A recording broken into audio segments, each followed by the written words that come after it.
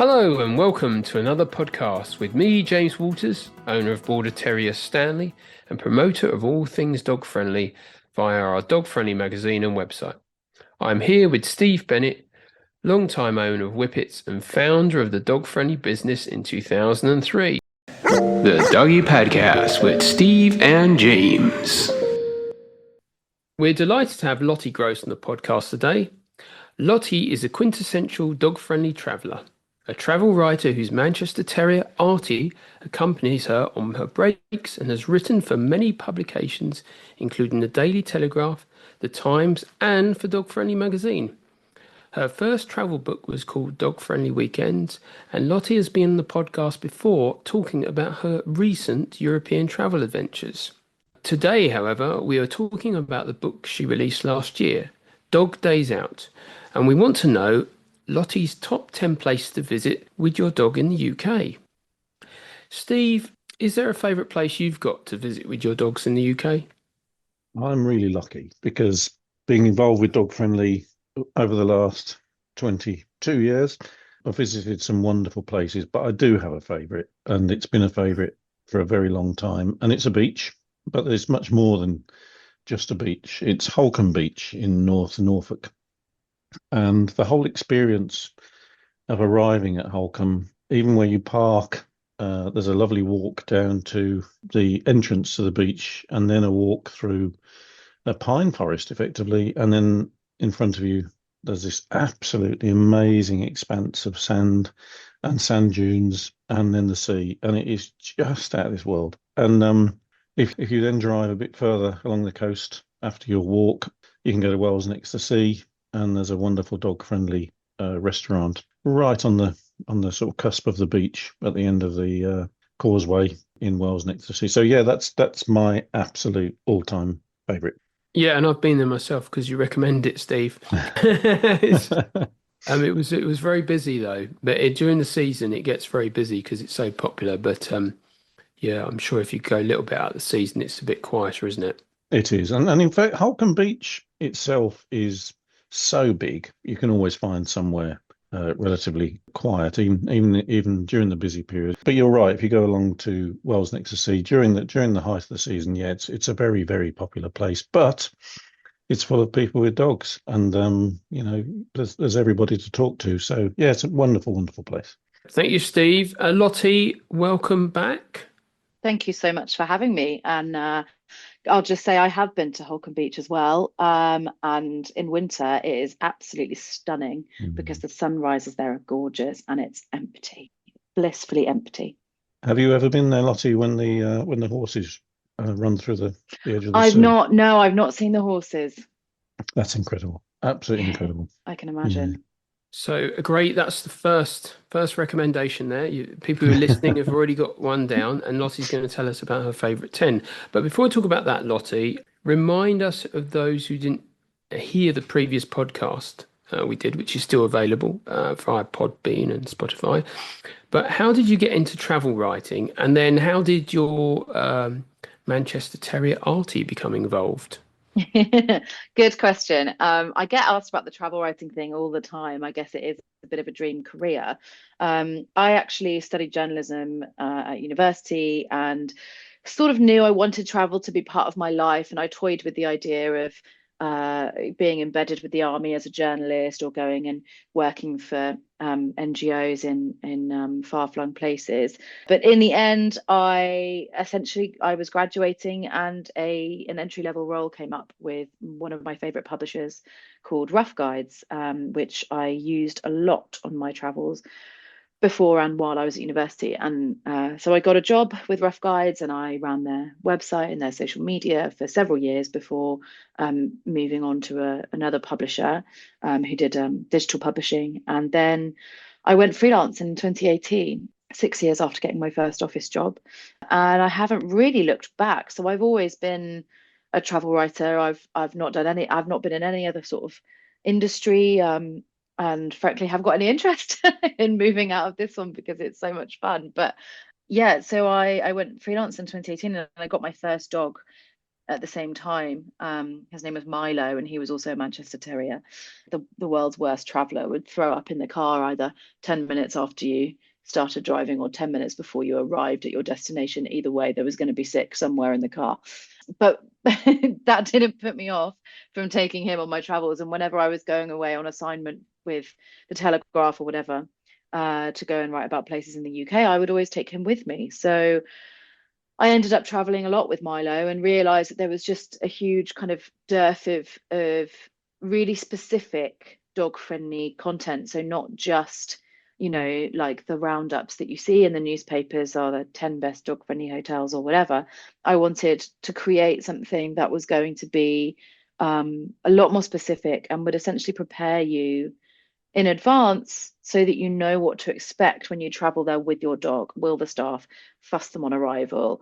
Is there a garden that they can go and toilet in at night, or are there good walks nearby, and that kind of thing?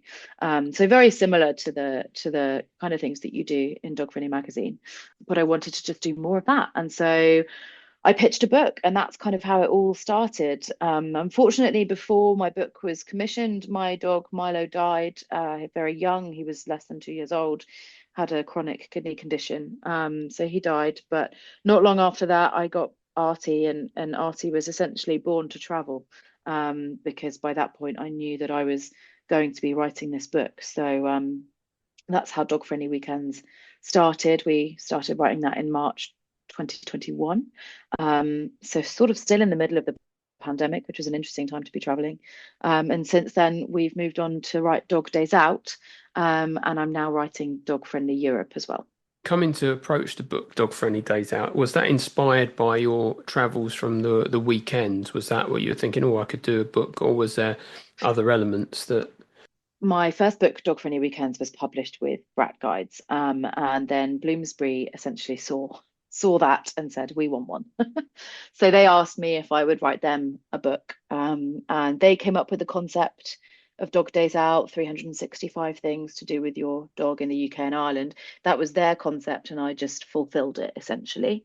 So it was a real kind of it was a serendipitous thing, because I had actually, one of the editors at Bloomsbury had helped me out with some bits on my Brat Guide, where I was working on the index, and essentially I didn't have time to write the index myself, and indexing is probably one of the most boring jobs. So I contracted somebody to do that, and the person I contracted happened to be moonlighting as an indexer outside of his regular job, which is commissioning editor at Bloomsbury. So that's how that came about, really.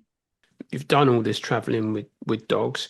How did you get around some of the challenges of traveling with dogs, like stopping at petrol stations when there's nowhere to walk for the dogs? You've got an extreme amount of experience. Is there any tips that you could give to other people who take their dogs, that you've learned over the sort of long period of doing this? Yeah, I mean, so I tend to plan any long drives I've got to do. And I mean, I've done drives up to 8 hours long. We've done a lot of really long distance travel. Very lucky that Artie is not a bad traveler. He's very good in the car, and he's quite happy to just sleep for most of the journey. But what I do is I plan my journey. I don't tend to stop at services unless I just need a quick wee. But I don't tend to stop at services. I tend to plan my journey based on kind of landmarks. So I might choose a nice National Trust property that's halfway between where I live and where I'm going, or I might choose to hire a dog field. I've got a reactive dog with a high prey drive, and I can't afford to be losing him halfway along a journey to a farmer's field full of rabbits. So I'll often, and I did this actually the last time I was in Norfolk, on the way to Norfolk, I hired one of the dog fields. I think it was near Cambridge, and it was great because it was actually located right next door to farm shop and cafe, which was an ideal location to stop off. Or I might even just look for farm shops along my route or near my route, and aim for those, because they often have dog friendly cafes, and they are often within the farmland where you can walk the dog and let them have a bit of a leg stretch in a much quieter location compared to the petrol stations and service stations. And what about accommodation for dogs? Is there something you've specifically learnt to look out for that is a telling sign? Yes, I think The one thing that I will promise in all of my UK based books, and I say UK based because actually in Europe it's quite different, and there are some unusual sort of rules and regulations all over the place, really. So I can't promise this for my Europe book, but for both of my UK books, every single hotel that I stay in allows you to bring the dog down to breakfast. And for me, that's really important. I hate leaving my dog in the room. It makes me feel uncomfortable while I'm having breakfast because I'm worried that he's going to bark or he's going to be whining and annoying our neighbours who may not be up so early. So for me, that's one thing I always look out for. And the other thing I think you can tell when a place is really dog friendly if it's just really obvious on their website. So if it says, if there's a whole page dedicated to being a dog friendly hotel, you know that that place is going to really welcome you. And you see it with hotels like another place in the Lake District and Watergate Bay down in Cornwall. They have these dedicated dog pages on their websites, and that extends into their service on the ground as well, where they have a dedicated boot room and they've got dedicated dog walking maps and they've got balls and poo bags and all the other stuff that you might need.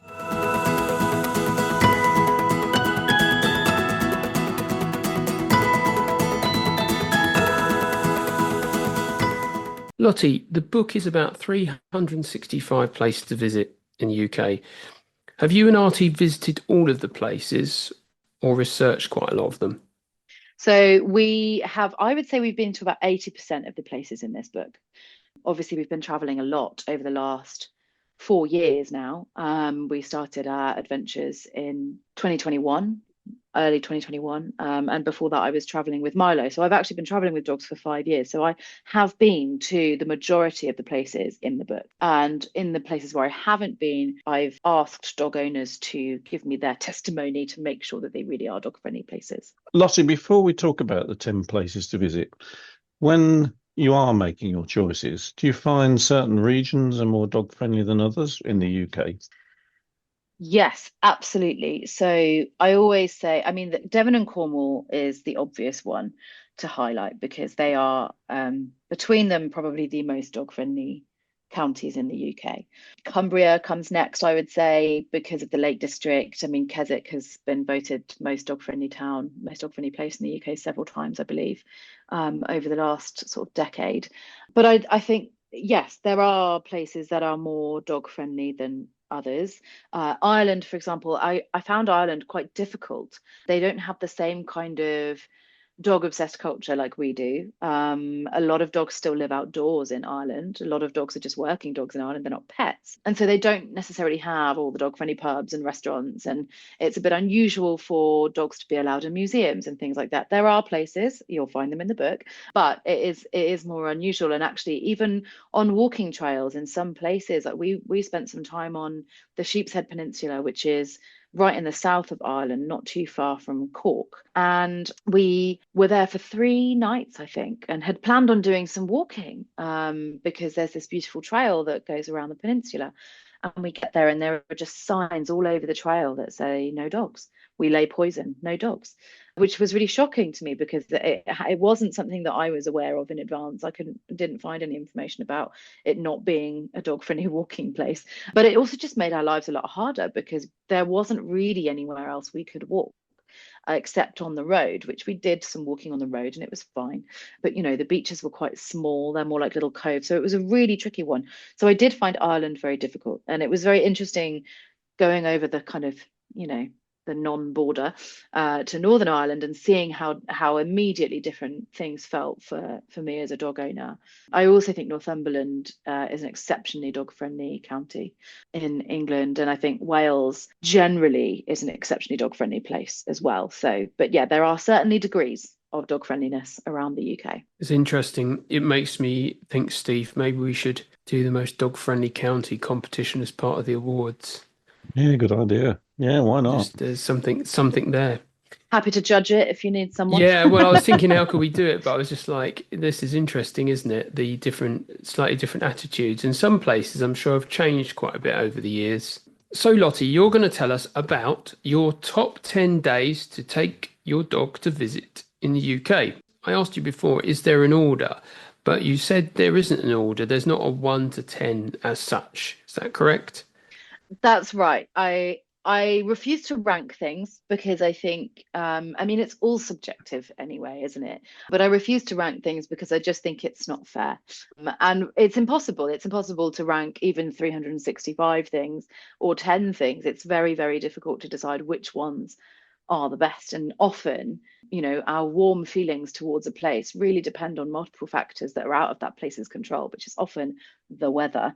And I can tell you that when I've been to the Red Kite Feeding Centre in Wales, that I'll tell you about later, it has been peeing it down. But when I've been to places like Western Burt Arboretum, it has been beautifully sunny. And so while I may not have had as good a time as I could have in some places because of the weather, generally I think they're all kind of equally excellent places to visit. So your first one that you put on the list is Bunratty Castle and Folk Park. Yeah. So tell us a little bit about that, which I believe is in County Clare, Southern Ireland, which is interesting. So you just talked about Southern Ireland. Yeah, so Southern Ireland, like I said, it can be a little bit tricky for finding dog-friendly things to do. But Bunratty was an absolute delight and a real kind of diamond on our trip because I mean again it helped the weather was fantastic while we were there, but essentially Bunratty Castle is I think a 15th century sort of tower castle construction, very old, historic, and surrounding it is this estate that they have filled. This is the folk park that comes with it. They have filled with historic buildings that have been dismantled and rebuilt on the grounds of Bunratty Castle, and so that you can go in and see, there are fishermen's cottages from the 1800s, and there's, old farm equipment, and it's kind of a rural historical folk museum. It's largely outdoors. The dog can go into some of the buildings with you. There is an animal park on site, so kids can go and see some farm animals. And then there's a beautiful walk around the estate as well. So Bunratty was really fun. And my absolute favourite thing from Bunratty was actually the high street. There's an old timey high street with a pub at the top, which has sawdust on the floor and tiles up the walls like old pubs used to. And they serve a cracking Guinness that can be drunk in the sun if you're very lucky. Sounds great. And actually, it's like a living museum is a thing that are now sort of Yes. allowing dogs to come in. I know there's one at Bliss Hill and Wealden Down Open Air Museum, and they sound quite similar, and I've enjoyed days out with those as well. Yes. In Wales, there's also St Fagans, which is Yes. just outside Cardiff. Okay, so that's great. Okay, so number two, I'm not sure I pronounced this correct actually. Western Burt Arboretum. Arboretum, yes, Western Burt Arboretum. Western Burt's gorgeous. It's in the southern part of the Cotswolds, so it's not too far from Bath, just kind of in around the Tetbury area. And Western Burt Arboretum is I'm going to get this name wrong, but it's essentially the national collection of trees. So it's where I guess the UK or Britain has collated its sort of collection of different species of trees. And so there are myriad different areas that you can walk in. There's an Acer grove, there's a pine forest, there's fir trees, there's oak plantations, all sorts. So loads of really gorgeous trees, lots of native, but also lots of international species that you don't find in the UK. And essentially Western Burt is huge. It's absolutely massive. You can walk for 2 hours there if you want to and still not see it all. And there are certain areas where dogs are allowed and where they're not. I actually believe they may not be allowed in the Acer Grove, which is a real shame because in autumn that place really lights up with red and yellow leaves. But there is a dog-friendly trail that you can take through Western Burt Arboretum. I believe that you can also take the dog. They have like a skywalk, is what I think they call it, which is essentially a bridge that goes through the canopy of the trees, and you can take the dog on that to go and sort of see what it's like to be up at the top of the treetops. And it's just a really beautiful area. And then I think they have an area called the Meadows or the Downs or something like that, where dogs are allowed to run around off lead. So it's just a really beautiful space for walking. There's cafes and little coffee carts all over, and just really easy to follow, waymarked trails. And frankly, one of my favorite things about Western Burt is that you don't really need to look at a map and you can just walk. Sounds fantastic. It sounds like lots of different forests in the same place, sort of thing. Exactly. Little woodland areas, yeah. So, number three, Denby's Vineyard in Surrey. Why would dogs want to go to a vineyard? I mean, let's be real, it's not about the dogs here, is it? It's all about the wine. It is all about the humans drinking the wine. No, do you know what? Denbies is gorgeous. Again, Denbies Vineyard, it's this huge estate where, you've got vines, rows and rows and rows of vines that look absolutely gorgeous when they are plump with grapes in the summer. It's just a really beautiful place for dog walking. There's a trail you can follow, but there's also a train, a little land train, where they'll drive you around the vineyard. You get a glass of fizz on board. They'll drive you around the vineyard, explain all of the different vines and the different grapes and the making process and the different kind of terroir that we have in Surrey. If anybody is listening to this and thinking, why would I go to a vineyard in England? That sounds awful. Please do not dismiss English wine. We are winning awards for our wine in this country, especially our sparkling wine. It is exceptional. And Denbies has got some of the best for sure. There's actually also a hotel on site where you can stay. And if you are staying at the hotel, which Artie and I did, you get to dine in their restaurant, and they have a dog-friendly room in their restaurant where you can have essentially a big platter of gorgeous local cured meats and cheeses and grapes and fruits paired with, I think, 6 different wines. And I mean, that for me is utter bliss. If the sun is shining and I've got like a really nice crisp glass of white wine or rosé and I'm sitting there with my dog, that's, heaven for me. So wine and dog lovers, it's the ultimate place to visit, basically. Exactly. It is opposite Box Hill as well. So if you haven't had enough walking around the vineyard, you can always do a trek up the Box Hill and see the stepping stones at the bottom. Absolutely. Right, so that was a vineyard. Next one on the list, number 4, is Dogfest, which is an event effectively, and you've put down Nebworth House. Yes, so that I had to choose one location because my book is structured based on location. So each chapter is a different region of the UK. I had to put Dogfest into a specific chapter. So I chose the Nebworth House Dogfest, which is in Hertfordshire, near Stevenage. But there are several Dogfests across England. Occasionally they go to Scotland, but they haven't done in recent years. And this year they're actually going to Oxfordshire, which is my home county, which is very exciting. But Dogfest is essentially like, think Glastonbury, but instead of music, it's agility and it's flyball and it's dog performances, dog dancing. You get Lucy from the Britain's Got Talent competition, who won years ago with her dancing dogs. She comes along. There's an Italian guy who comes along with his dogs and does dog dancing. A lovely friend of mine, Chloe Fuller, she does displays with her assistant's dogs to show how they help her around the house and things like that. And it's just a really, really lovely place to bring your dog, to meet other dog owners, to listen to talks from experts. I should disclose that I am a speaker at Dogfest. I have been a speaker at Dogfest for the last 3 years. So I do have a vested interest in this event, but it is just a really, really lovely place to be. And there are some real experts on site who can give you really good advice. My good friend Adam Femi, who's a kind of regular TV behaviorist, he has been a Dogfest for the last, I don't know how long. He's basically done them all, I think. And he essentially has his own area there where he will be dispensing and giving out advice on all of the things that we wish our dogs didn't do. Okay, so there are other dog festivals, but this is the one that Lottie recommends. Yes, absolutely. Okay, the next one, number 5, you mentioned before, and it being a somewhat rainy experience, I think you said. The Red Kite Feeding Centre in Powys. Yes. This is a fond one for me because it's somewhere I went regularly as a child. My aunt used to live not too far from here. And so we used to visit my aunt, and we would often go to the Red Kite Feeding Centre to see the red kites being fed. Lord knows why, because I live in the Chilterns, so I already have red kites swooping down into my garden.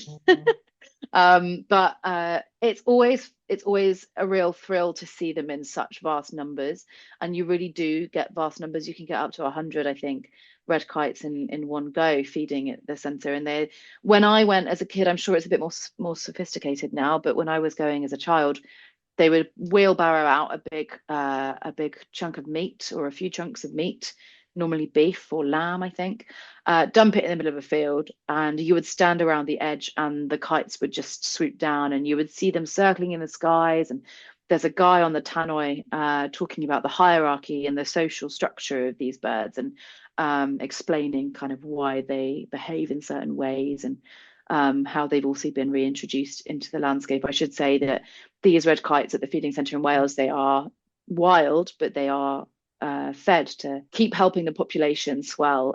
They were almost extinct, I believe, by the 1980s. And then with this really, really excellent and successful reintroduction scheme in Wales, they have really, really bounced back. And there's a huge population there now, much like the scheme they had in the Chilterns, which is where I live. But the Red Kite Feeding Centre, it's, I believe in the book, I describe it as pandemonium, and it really is pandemonium in the skies. Actually, yeah, I read your write up in the book, and yeah, very much it was kind of quite full on the actual experience of the birds feeding and stuff. So it's great. Number 6, the Ford and Etel estate in Northumberland. Yes, Ford and Etal. In fact, Ford and Etal was one of the first places I went for my first book, Dog Friendly Weekends, and it made it into the second one because I loved it so much. It really is a beautiful part of the country. It's in Northumberland. It's sort of inland, so it's not on the coast. Most people beeline for the coast in Northumberland, and I understand why. The beaches are gorgeous, but Ford and Etal is further inland. It's kind of on the edge of the Cheviots, and it's essentially two estates that have kind of come together. So you've got Ford, which is a small village. There's a little Victorian schoolhouse there that you can visit with the dog. And there's actually a large castle that I believe used to be used for PGL holidays. I'm not sure what they're doing with it now. I think it's been going through a bit of a renovation because I think it's possibly a bit utilitarian inside. I remember the woman telling me that it looked like the inside of a council office. So I should hope they're sprucing that up, maybe. But so you've got Ford, and then you've got Etal, which is kind of centered around this castle, a really, really old castle. And I'm not going to pretend to know off the top of my head how old this castle is, but it's a ruin now, and it's really quite interesting, the history of it. And there's a beautiful walk that you can do between Ford and Etal. But if you don't fancy walking, there is also a miniature steam railway at Heatherslaw, which is a kind of small area sort of in the middle of the two, I think, of the two areas. Ford and Etal, Heatherslaw, I think, is in the middle. So you can also take this lovely steam train that kind of trundles through the landscape, and then you can walk back. Or there are, plenty of dog-friendly cafes. There's a dog-friendly pub there, I think, called the Bull, if I remember rightly. And there's just a whole day's worth of fun to be had. Also, don't miss the Heavy Horse Farm, which is where Artie met his first horse and got bitten on the bum by a really big Shire horse called George, who had been separated from the rest of the horses for accidentally getting one pregnant. So all very entertaining up there, and lots of fun things to do. So it's better than Bamburgh Castle. I mean, we It's can't. also in Northumberland, that's all. Yes, I mean, I wouldn't say they're very different. They're very different. Bamburgh Castle is visually unbelievably striking. I absolutely adore Bamburgh Castle. And it's such a great place. And actually, in summer, Bamburgh Castle has a dog sitting service run by a local animal charity. You pay a fiver and they'll look after your dog while you go inside the castle. So I love Bamburgh Castle. But I think with this, I really wanted to highlight Ford and Etal because it's not somewhere that everybody knows. You often go up to Bamburgh and see the castle, and you'll go to Lindisfarne, but you won't necessarily venture inland. And Ford and Etal is a really great place. I forgot to mention there's a brewery. There's a theme here with some of my with my favorite places. They're often alcohol focused, but there is a really great brewery, which is where we stayed actually, which is on the estate. And they have a lovely little self-catering place called the Dog House, and Dad and I stayed there with my dog and drank plenty of beer. Okay, so number 7, Giant's Causeway, Northern Ireland, County Antrim. Yes, so the Giant's Causeway, I'm sure that everybody can picture what the Giant's Causeway looks like. It's these grey, sort of slate grey basalt columns in hexagonal columns, kind of all different heights and different sizes, and it all kind of, there's essentially a causeway goes out into the ocean. This is on the north coast of Northern Ireland. So this whole part of the coastline is absolutely stunning. We were there in spring summer, and it was absolutely laden with wildflowers and yellow gorse on the coastal path. And so we did a walk from the car park, the National Trust car park, along the coastline, and then it takes you down some steps onto the kind of beach. So you're on the cliffs to begin with, then you go down onto the beaches, you walk along there beneath the cliffs, and all the while you've got this really fascinating geology, all of these columns, basalt columns kind of popping up. And then at the end of the walk, you get to the Giant's Causeway, which is just truly amazing and spectacular and fascinating to see. And you can kind of run around and walk around on top of these columns. And I got some hilarious pictures of Artie looking a little bit like an underwear model with his harness on, posing on the basalt columns. It's just a really, really beautiful place. And then you can end your excursion in the National Trust Visitor Centre, which is dog friendly. There's a museum, all sorts of exhibitions in there, and a dog friendly cafe to boot. So on to number 8, Skara Brae in the Orkney Islands. Yes, Skara Brae. This place really blew my mind. I actually came for the beach. Skara Brae has a really, really beautiful beach. It sits almost on the beach, in fact. And the beach is spectacular, white sand, blue water, absolutely gorgeous. Even if it's, a little bit drizzly, which it was when we were there, but we were the only people there. I think I was there at sort of in June or late May, early June, and there was no one there. It was so amazing. But Skara Brae, which sits right on that beach, is this fascinating prehistoric settlement.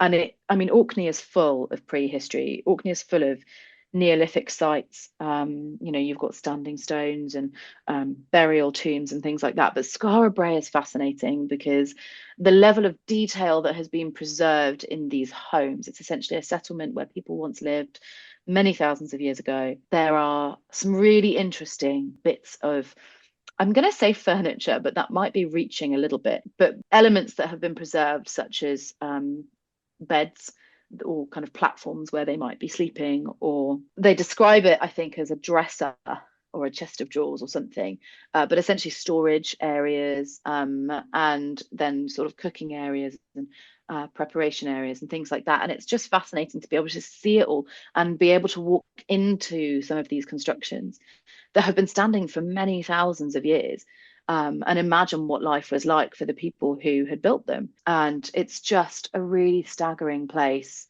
to think about the history of humanity and how far we've come and where we came from. Yeah, in the pictures, which you've got one in your book, it unlike other things where it looks like you're trying to imagine what it would look like. In this, it's very much like it's still there and you can walk into it as it's just been left, isn't it? Yeah, Like absolutely. stone, sort of semi-stone or stone buildings that are sort of ruins, but it very much you just can step into it and see how historic it is, sort of thing. Yeah, remarkably preserved. It really is.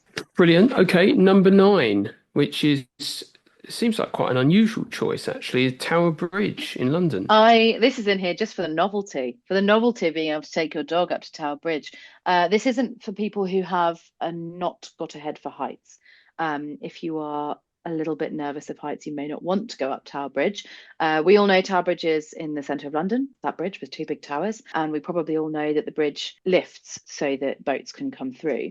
There's actually 2 levels to Tower Bridge. There's the level where the cars go across the bridge. And then there's also the level at the top of the towers. There's a kind of bit that connects the 2 towers at the very top.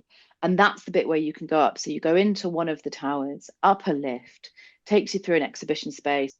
There's an exhibition on what life was like at the time and how they built it and the kind of engineering that went into it. And then you get to the kind of more exciting part for me, which is standing on a glass walkway between the 2 towers. So you can literally stand there and look directly down onto the cars that are going across the bridge at the time. And if you're lucky and clever enough, you can time it with a bridge lift so that you can watch the bridge opening beneath you, and then you just are exposed to the water and you're watching the boats go through, and it's a really, really fun thing to do. And needless to say, the views of London and the Thames are really beautiful. I mean, if you can go on a beautiful blue sky day, then you're absolutely winning. And as long as your dog's got a head for heights as well. Yes, I've learned actually while I was in Germany last year that mine doesn't have a head for heights in certain situations. He was absolutely nonplussed by Tower Bridge, but he was extremely freaked out by a kind of hovering panoramic viewpoint that we went to. He would not go anywhere near the edge. So his depth perception is, I don't know, unreliable at best, I would say. And interestingly enough, Tower Bridge, when we did an award ceremony a few years ago at a hotel near to Tower Bridge, and it was good because we could say to people, come to the awards, and you can also afterwards go and see the Tower Bridge exhibition. So last but not least, because there's no order, Cotswolds Wildlife Park, which I know have heard quite a bit about from members, have been very enthusiastic about this being a dog-friendly place. Yes, I mean it is.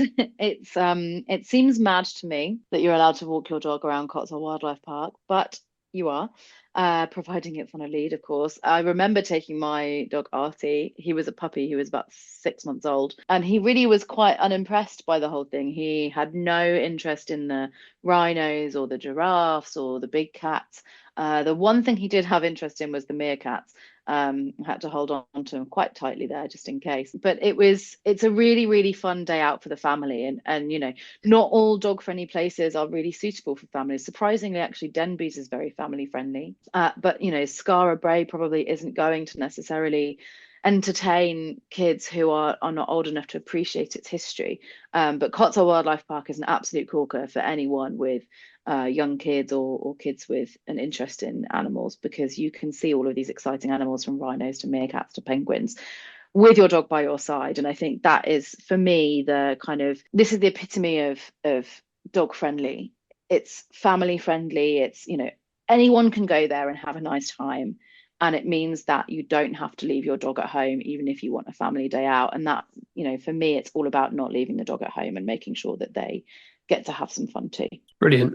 Lottie, I've looked at your top 10 and I've only actually visited 2 of them. So I'm going to be busy in 2025 because they all sound absolutely wonderful, especially Denby's. Yeah, Denby's is great. It was a real highlight for me. Now, what's next for you, Lottie and Artie, in 2025? Well, so obviously I'm finishing Dog Friendly Europe as we speak. File the manuscript for that on the 3rd of March. And then after that, I go straight into my next book, which is for Brat Guides. So Brat Guides published Dog Friendly Weekends, and they're now serializing it. And we are starting off with the Cotswolds and Scotland. So I will be spending March and April doing as much travel around the Cotswolds as I can. And then from the end of April, I will be packing up all of my things into my car and my caravan, and I will be driving up to Scotland, where I'm going to probably spend around 6 months traveling around. I'll spend 2.5 months traveling around in my caravan with the dog, doing all of the research for my Dog Friendly Scotland guide, which is a Brat Guides book. And then I'm going to house sit for a good friend in Shetland, and I'll be staying in his house for about 6 weeks to sit down and do all the writing. So hopefully I will return from Scotland with at least one book finished. And those 2 books, Dog Friendly Scotland and Dog Friendly Cotswolds, will both be out in spring 2026 as well, alongside Dog Friendly Europe. So 2026 is going to be a bumper year for me in terms of books coming out, and yeah, it's very exciting. And then who knows what comes next after that. 2026 will be a whirlwind of a year, I'm sure. Sounds great, Lottie. Just continuing to write more about great place to take your dog. So we're looking forward to reading more. Thank you for coming back onto the show again, and all those different adventures you're going to have. It would be great if you came back again on the podcast and told us a little bit about perhaps what's happening at the end of the year or some point next year. Yeah, absolutely. Thank you so much for having me, and I look forward to coming back and telling you all about Scotland and the Cotswolds. Thank you, Lottie. Thanks for coming on today. Amazing. Thanks both. Thank you, Lottie. To find out more about Dog Friendly, the Dog Friendly magazine, the Dog Friendly Awards, visit www.dogfriendly.co.uk.